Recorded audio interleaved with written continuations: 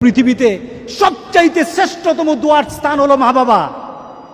ওই মা বাবা যদি হাত পাতে আরশ পর্যন্ত পৌঁছে যায়, ওই মা বাবা যদি বদদুয়া করে, পৃথিবীর সব তীর সব টার্গেট মিস হতে পারে, কিন্তু মা বাবার বদদুয়া কখনো মিস হয় না, কখনো মিস হয় না।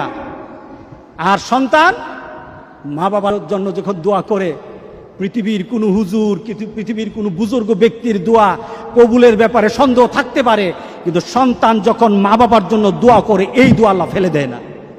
সুবহানাল্লাহ। কারণ মা বাবার এই দোয়াটা শিখিয়ে দিয়েছেন স্বয়ং আল্লাহ সুবহানাহু ওয়া তাআলা, রব্বির হামহুমা কামা রব্বায়ানি সাগীরা।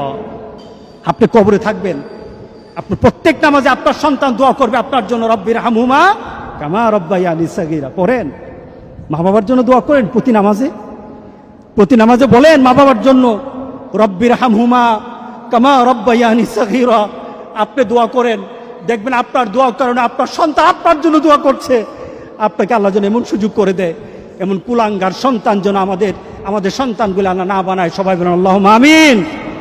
আপনার দালান, আপনার বাড়ি, আপনার সম্পদ, আপনার ব্যবসা, আপনার পৃথিবীর প্রতিপত্তি যত কিছু আছে, সব আপনি দুনিয়াতে ফেলেই চলে যেতে হবে, কিন্তু সন্তান কিন্তু আপনাকে ছেড়ে দিবে না। সন্তান আপনাকে ছেড়ে দিবে না। ভালো সন্তান রেখে যাবেন, কবরে শুয়ে শুয়ে আপনার সন্তানের দোয়া পাবেন। খারাপ সন্তান রেখে যাবেন, কবরে বিপদ বিপদ বিপদ চলতেই থাকবে।